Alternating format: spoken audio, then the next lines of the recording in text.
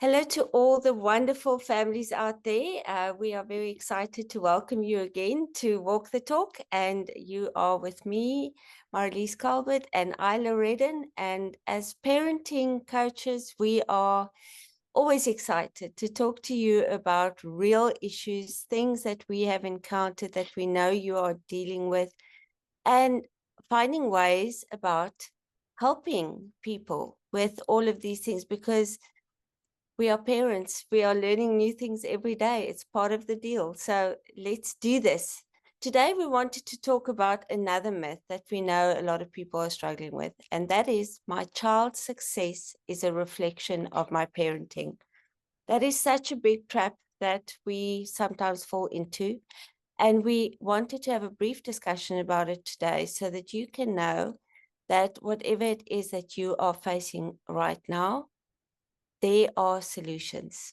So, Isla, I want to hand it over to you first and foremost, because we want to look at how to approach the situation when something has happened in your family, your child has ended up doing something that you feel is so unacceptable to you or so unacceptable in your community. How do you deal with that? So, Marelise, as ever, so happy to have these conversations. And I think for the other parents out there, none of these conversations are black and white. You'll notice that we are struggling with these ideas, these thoughts, every bit as much as you might be doing. So it's more that when we're talking about them, it's our opportunity to allow you to see that everything that you're living is normal and crazy and potentially is not the way you want things to be. But there are others of us out there, and there's help, etc., etc. So we're not bringing you any kind of solutions because we don't have them. We're just bringing you discussions. So going back to this idea of my child's success is a reflection of my parenting, I think that there's so much that happens as you are raising a child through all of that journey.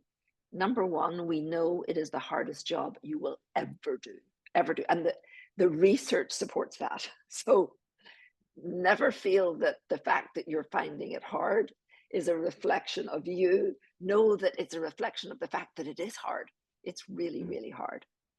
But what I think is important is that as parents, we get clear individually and inside our own family unit on what is acceptable or not acceptable, what what we want to promote in our kids and how we want to raise our kids. And we don't look outside and say, Johnny's mother is letting him do this, therefore I should be letting my kid do that. We really get clear on what do we want our family unit, what are our values, what do we want to stand for. We know that there are going to be all kinds of mistakes. We're going to make the mistakes, our kids are going to make mistakes. But coming back to that entity of the family unit being the one that decides how do we want to raise the kids, what's right for us and what's not right for us, as opposed to the community at large making those decisions for us. That is such a key fact, because we had a lengthy discussion before we jumped on here about what is happening outside there and what our children are being exposed to that we never knew, or things that were previously regarded as completely off limits are now becoming more and more normal as they are being desensitized through all the media that they are using. So very important to start with who your child is, who you are, what your family stands for, and how you can go about enforcing that every day, how you can go about explaining that in a way that feels real and unique to them. Isla, and in terms of teenagers, there are so many things that they're dealing with and so many interesting stories that are emerging all the time about things that they are getting up to that used to be really taboo before. So what would you suggest, in addition to the family values, what else do you think might be very meaningful to a parent to always remember?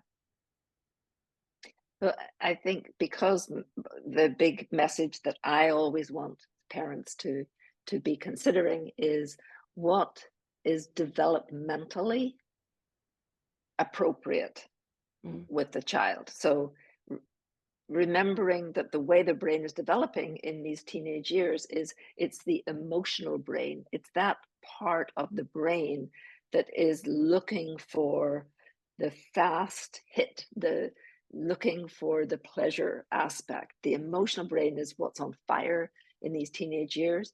And that part of the brain that it copes with emotional regulation, with judgment, with the ability to see cause and effect and consequences is not developed yet.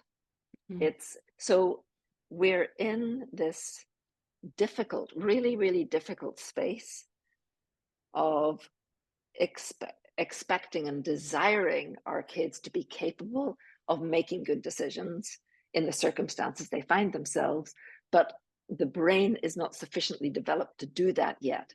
And at the same time, if we look at how social media and the world today is constantly feeding our kids information that 10, 15 years ago wasn't even available.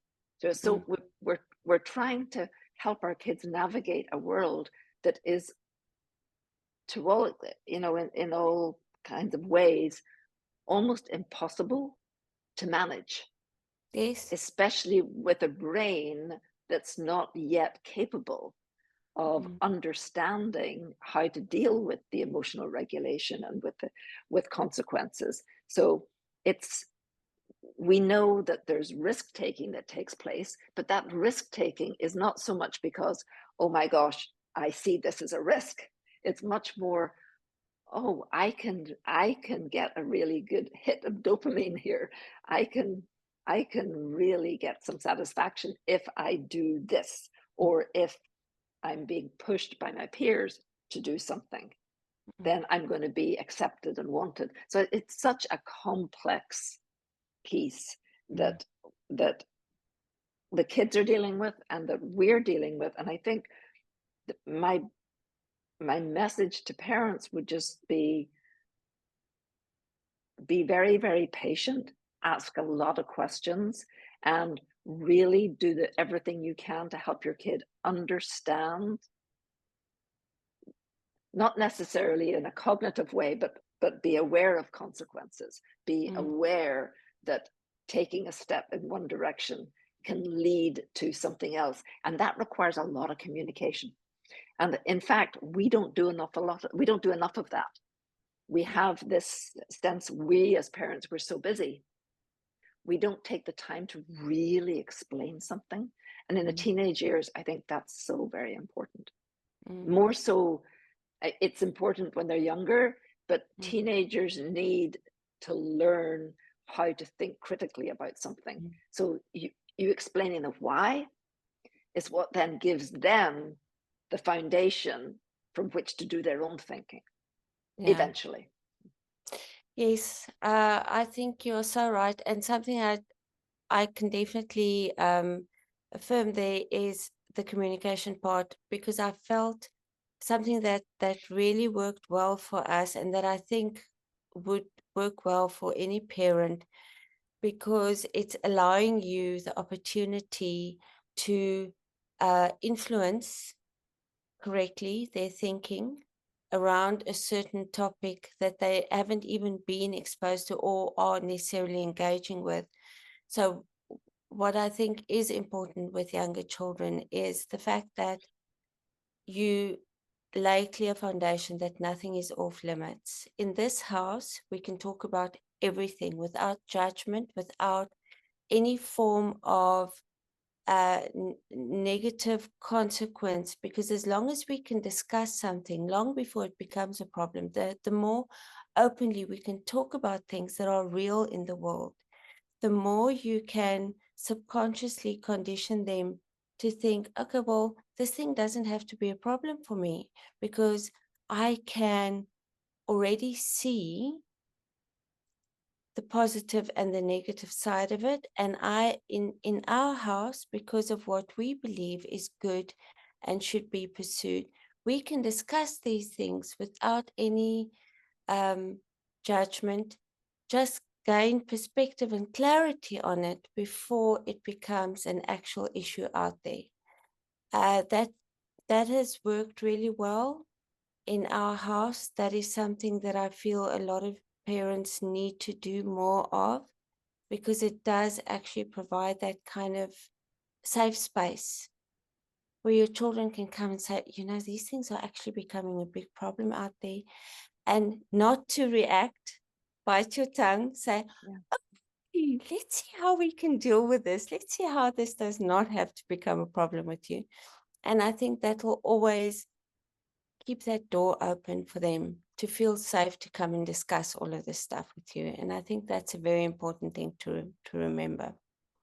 And Mm-hmm. so there are 100 other things that we can discuss around this topic. So we don't want to keep everyone. But please, if this is something that is a reality in your home, this is something that you are concerned about, this is something that you notice more and more in the world around you, please reach out and talk about it. If you want to know how you can address this in ways that will be positive in your household, please reach out to us. We'd love to talk to you about that. Yes, Anything and you I want think to end off with? just to complete that thought as we end is what one of the things that I had mentioned to Marelise is when we're dealing with the problem, the solution has to be our solution in the Yes. context of our family, not the Mm. solution that other people are finding out there. And that's where helping you really get clear on what's right for you and for your family is so very, very important. So Yes. please, parents that are listening to us, trust that your intuition that says this is what's right for me is correct. And then if you're having issues with that, go find others that you can talk to, that you can get plans and a blueprint put together, a plan of how you're going to handle it.